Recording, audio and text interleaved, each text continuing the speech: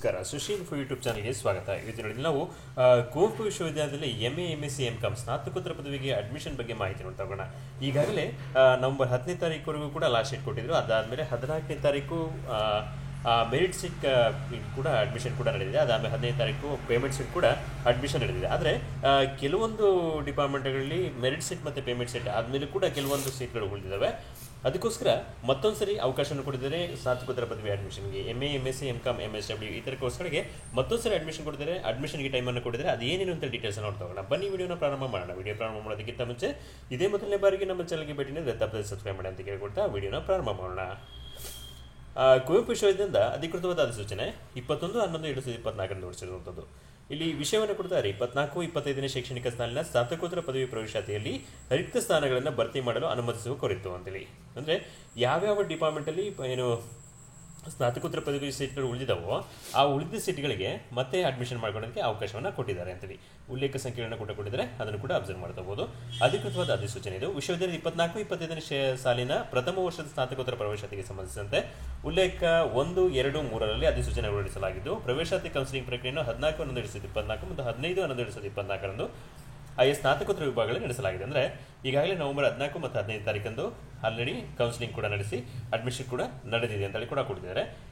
Continue ಮಾಡಿದರೆ ಮುಂದುವರೆದಂತೆ ಕೆಲವು ಸ್ನಾತಕೋತ್ತರ ಅಧ್ಯಯನ ವಿಭಾಗಗಳಲ್ಲಿ ನಿಗದಿತ ಮೆರಿಟ್ ಕೋಟಾದಡಿ ಪ್ರವೇಶ ಮಿತಿ ಭರ್ತಿಯಾಗದಿರುವ ಕುರಿತು 20/11/2024 ವಿಭಾಧ್ಯಕ್ಷರ ಸಭೆಯ ನಿರ್ಣಯದನ್ವಯ ಆಯಾ ವಿಭಾಗಕ್ಕೆ ನಿಗದಿಪಡಿಸಿರುವ ಪ್ರವೇಶಾತಿ ಮಿತಿಗೊಳಪಟ್ಟು ಕೆಳಕಂಡಂತೆ ಪ್ರವೇಶಾತಿ ಮಾಡಿಕೊಳ್ಳಲು ಉಲ್ಲೇಖ 4 ಮತ್ತು 5ರಂತೆ ಈ ಕೆಳಕಂಡಂತೆ ಅನುಮತಿ ನೀಡಲಾಗಿದೆ. ಅಂದರೆ ಯಾವ ಡಿಪಾರ್ಟ್ಮೆಂಟಲ್ಲಿ ಪೋಸ್ಟ್ ಅಂದರೆ ಸೀಟ್ಗಳಿದೆಯೋ ಅಡ್ಮಿಷನ್ಗೆ ಆ ಡಿಪಾರ್ಟ್ಮೆಂಟ್ಗೆ ಪ್ರವೇಶಾತಿ ಮಿತಿಗೊಳಪಟ್ಟು ಅಂದರೆ ಕೆಲವೊಂದು ಡಿಪಾರ್ಟ್ಮೆಂಟಲ್ಲಿ 40 ಸೀಟ್ಗಳಿರುತ್ತೆ, ಅದರಲ್ಲಿ 30 ಮಾತ್ರ ಫಿಲಪ್ ಆಗಿರೋದು. 10 ಸೀಟ್ಗಳಿಗೆ ಮತ್ತೊಂದು ಸರಿ ಅವಕಾಶ ಕೊಟ್ಟಿರ್ತಾರೆ. ಕೆಲವೊಂದು ಡಿಪಾರ್ಟ್ಮೆಂಟಲ್ಲಿ ಫುಲ್ ಫಿಲಪ್ ಆಗಿದೆ, ಮತ್ತೊಂದು ಸರಿ ಅವಕಾಶ ಇಲ್ಲ.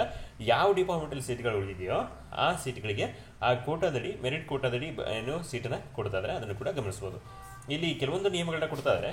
ಮೆರಿಟ್ ಸೀಟ್ಗಳನ್ನು ಮೆರಿಟ್ ಆಧಾರದ ಮೇಲೆ ಹಾಗೂ ಮೆರಿಟ್ ಕಮ್ ಪೇಮೆಂಟ್ ಸೀಟ್ಗಳನ್ನು ಮೆರಿಟ್ ಕಮ್ ಪೇಮೆಂಟ್ ಸೀಟ್ ಆಧಾರದ ಮೇಲೆ 30/11/2024 ಆಫ್ಲೈನ್ ಮೂಲಕ ಅರ್ಜಿಸಿ ಪ್ರವೇಶಾತಿ ಮಾಡಿಕೊಳ್ಳಲು ಅನುಮತಿಸಲಾಗಿದೆ ಅಂತಾರೆ. ಅಂದರೆ ಮೆರಿಟ್ ಸೀಟು ಜೊತೆಯಲ್ಲಿ ಮೆರಿಟ್ ಕಮ್ ಪೇಮೆಂಟ್ ಅಂತೇಳಿ ಆಯ್ತಾ.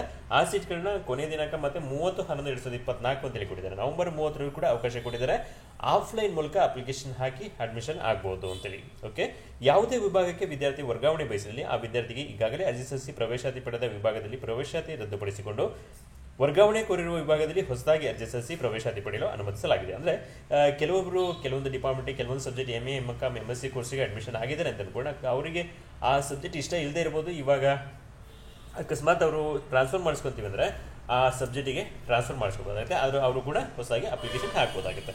ಓಕೆ, ಈಗಾಗಲೇ ಪ್ರವೇಶಾತಿ ಪಡೆದಿರುವ ವಿದ್ಯಾರ್ಥಿಗಳು UUCMS ತಂತ್ರಾಂಶದ ಮೂಲಕ ಆನ್ಲೈನ್ನಲ್ಲಿ ಅರ್ಜಿ ಸಲ್ಲಿಸದಿದ್ದಲ್ಲಿ ಅಂತಹ ವಿದ್ಯಾರ್ಥಿಗಳ ಅರ್ಜಿಗಳನ್ನು UUCMS ತಂತ್ರಾಂಶದಲ್ಲಿ ಅಳವಡಿಸಿಕೊಂಡು ಕಡ್ಡಾಯವಾಗಿ 25/11/2024 ವಿಶ್ವವಿದ್ಯಾಲಯ ತಂತ್ರಾಂಶದ ಮೂಲಕ ಸಲ್ಲಿಸತಕ್ಕದ್ದು ಅಂತ. ಅಂದರೆ ಈಗಾಗಲೇ ಅಡ್ಮಿಷನ್ ಆಗಿರಲ್ಲ 14-15ನೇ ತಾರೀಕಿನಂದು ಅವರು ಅಡ್ಮಿಷನ್ ಆಗಿರೋ ಅಪ್ಲಿಕೇಶನ್ನ UUCMS ಮೂಲಕ ಅಪ್ಲೋಡ್ ಮಾಡಬೇಕಂತ ಕೊಟ್ಟಿದ್ದಾರೆ. ಅದಕ್ಕೆ ಕೊನೆಯ ದಿನಾಂಕ 25/11/2024. ಆದರೆ ಈಗ ಅಡ್ಮಿಷನ್ ಆಗಿರೋ ಇದು ಅಪ್ಲೈ ಆಗಲ್ಲ. ಅವ್ರಿಗೆ 30 ಟೈಮ್ ಇರುತ್ತೆ, ಆರಾಮಾಗಿ ಅಡ್ಮಿಷನ್ ಆಗ್ಬೋದಾಗುತ್ತೆ. ಓಕೆ, ದಿನಾಂಕ 25/11/2024 ನಂತರದಲ್ಲಿ ಪ್ರವೇಶಾತಿ ಪಡೆಯುವ ವಿದ್ಯಾರ್ಥಿಗಳ ದಾಖಲೆಗಳನ್ನು ಸಹ 30/11/2024 UUCMS ತಂತ್ರಾಂಶದಲ್ಲಿ ಅಳವಡಿಸಿ ಕಡ್ಡಾಯವಾಗಿ ತಂತ್ರಾಂಶದ ಮೂಲಕ ಸಲ್ಲಿಸತಕ್ಕದ್ದು ಅಂತ. ಅಂದರೆ 25ರ ನಂತರದಲ್ಲಿ ಪ್ರವೇಶಾತಿ ಪಡೆಯುವ 25ರ ನಂತರ ಅಡ್ಮಿಷನ್ ಆಗೋರನ್ನ ಅವ್ರನ್ನೂ ಕೂಡ 30/11/2024 UUCMS ಮೂಲಕ ಅಪ್ಲೋಡ್ ಮಾಡಿರ್ತಕ್ಕದ್ದು ಅಂತೇಳಿ.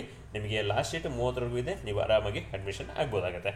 ಓಕೆ, ಪ್ರವೇಶ ಅನುಮೋದನೆ ಮೇಲಿನ ಕ್ರಮವನ್ನು ಕಡ್ಡಾಯವಾಗಿ ಅನುಸರಿಸಿ SSP ತಂತ್ರಾಂಶದಲ್ಲಿ ವಿದ್ಯಾರ್ಥಿ ವೇತನಕ್ಕೆ ಅರ್ಜಿ ಸಲ್ಲಿಸಲು ವಿದ್ಯಾರ್ಥಿಗಳಿಗೆ ಅನುವು ಮಾಡಿಕೊಡುವಂತೆ ಈ ಎಲ್ಲ ವಿಭಾಧ್ಯಕ್ಷರಿಗೆ ಪ್ರಾಂಶುಪಾಲರಿಗೆ ತಿಳಿಸಲಾಗಿದೆ. ಅಂದರೆ ಪ್ರವೇಶಾತಿ ಅಡ್ಮಿಷನ್ ನಿಮ್ಗೆ ಅಪ್ರೂವ್ ಆಗಬೇಕಾಗುತ್ತೆ. ಅದು ಅಪ್ರೂವ್ ಆಗಿ SSP ಪೋರ್ಟಲ್ ಅಂದರೆ ಸ್ಟೇಟ್ ಸ್ಕಾಲರ್ಶಿಪ್ ಪೋರ್ಟಲ್ ನಿಮ್ಮ ಸ್ಕಾಲರ್ಶಿಪ್ ಹಾಗೂ ಅಪ್ಲಿಕೇಶನ್ ಆಗೋಕ್ಕೆ ಅನುಕೂಲವಾಗಲಿ ಅಂತೇಳಿ ಕ್ಲಿಯರಾಗಿ ಕೊಟ್ಬಿಟ್ಟಿದ್ದಾರೆ. ಅವರ ಅಡ್ಮಿಷನ್ ಅಪ್ರೂವ್ ಮಾಡಲೇಬೇಕಾಗುತ್ತೆ. ಅಪ್ರೂವ್ ಮಾಡಿ ಆದಷ್ಟು ಬೇಗ ಅವರಿಗೂ ಕೂಡ SSP ಸ್ಕಾಲರ್ಶಿಪ್ ಪೋರ್ಟಲ್ನಲ್ಲಿ ಸ್ಕಾಲರ್ಶಿಪ್ ಅಪ್ಲಿಕೇಶನ್ ಹಾಕಕ್ಕೆ ಅವಕಾಶ ಕೊಡಬೇಕಾಗುತ್ತೆ. ಯಾಕಂದರೆ SSP ಅಪ್ಲಿಕೇಶನ್ ಹಾಕಕ್ಕೆ 30/11/2024 ಕೂಡ ಅವಕಾಶ ಇದೆ. ಅದು ಕೂಡ ಇಂಪಾರ್ಟೆಂಟ್. ಅಡ್ಮಿಷನ್ ಹಾಕಕ್ಕೂ 30/11 ಇದೆ ಲಾಸ್ಟ್ ಡೇಟು. ಅದೇ ಥರ ಸ್ಕಾಲರ್ಶಿಪ್ ಅಪ್ಲಿಕೇಶನ್ ಹಾಕಕ್ಕೂ ಕೂಡ 30/11/2024 ಕೂಡ ಅವಕಾಶ ಇದೆ. NSP ಸ್ಕಾಲರ್ಶಿಪ್ ಬರೀ SSP ಅಲ್ಲ, NSPಯಲ್ಲಿ ಕೂಡ ಕೆಲವೊಂದು ಸ್ಕಾಲರ್ಶಿಪ್ಗಳಿದೆ. ಸ್ನಾತಕೋತ್ತರ ಪದವೀಧರರಿಗೆ ಅವರು ಕೂಡ 30/11/2024 ಅರ್ಜಿ ಸಲ್ಲಿಸಬೇಕಾಗುತ್ತೆ. ಇದು ಕೂಡ ಇಂಪಾರ್ಟೆಂಟ್. ಈ ಥರ ಒಂದು ವಿಶೇಷವಾದ ಮಾಹಿತಿನ ಕುವೆಂಪು ಯೂನಿವರ್ಸಿಟಿ ಕೊಡ್ತಾ ಇದ್ದಾರೆ. 20/11/2024 ಅಧಿಕೃತವಾದ ಅಧಿಸೂಚನೆ ಇದು. ನೀವು MAಗೆ ಅಡ್ಮಿಷನ್ ಆಗಬೇಕಾಗಿತ್ತು, ಲಾಸ್ಟ್ ಡೇಟ್ ಮುಗಿದಿದೆ. ಇದು ಇನ್ನು ಯಾರಿಗೆ ಯೂಸ್ ಆಗುತ್ತೆ ಅಂದರೆ ಕೆಲವ್ರದ್ದು ರಿಸಲ್ಟ್ ಬಂದಿರಲಿಲ್ಲ. ಇವ್ರದ್ದು 6ನೇ ಸೆಮಿಸ್ಟರ್ ರಿಸಲ್ಟ್ ಬಂದಿದೆ, ಆದರೆ ಕೆಲವರು 3ನೇ ಸೆಮಿಸ್ಟರ್, 2ನೇ ಸೆಮಿಸ್ಟರ್, 4ನೇ ಸೆಮಿಸ್ಟರ್, 5ನೇ ಸೆಮಿಸ್ಟರ್ ಕೆಲವೊಂದು ಸಬ್ಜೆಕ್ಟನ್ನು ಉಳಿಸ್ಕೊಂಡಿದ್ರು.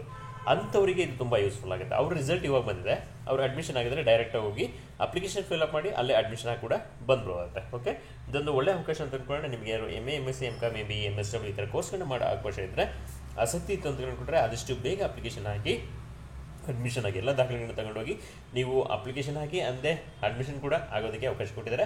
ಕೊನೆಯ ದಿನಾಂಕ ಮತ್ತೊಂದು ಸರಿ ನೋಡ್ಕೊಳ್ಳಿ, 30/11/2024, ನವೆಂಬರ್ 30, 2024 ಅಪ್ಲಿಕೇಶನ್ ಹಾಕೋದಕ್ಕೆ ಜೊತೆಗೆ ಅಡ್ಮಿಷನ್ ಆಗೋದಕ್ಕೆ ಎರಡಕ್ಕೂ ಕೂಡ ಕೊನೆಯ ದಿನಾಂಕ 30/11/2024. ಓಕೆ, ಆದಷ್ಟು ಬೇಗ ಅರ್ಜಿ ಸಲ್ಲಿಸಿ MA ಕೋರ್ಸ್ಗಳನ್ನ MA, MSc, MCom, MSW ಸ್ನಾತಕೋತ್ತರ ಪದವಿಯನ್ನು ನಿಮ್ಮದಾಗಲಿ ಅಂತ ಆಶಿಸ್ತಾ ಎಲ್ರಿಗೂ ಕೂಡ ಆಲ್ ದ ಬೆಸ್ಟ್.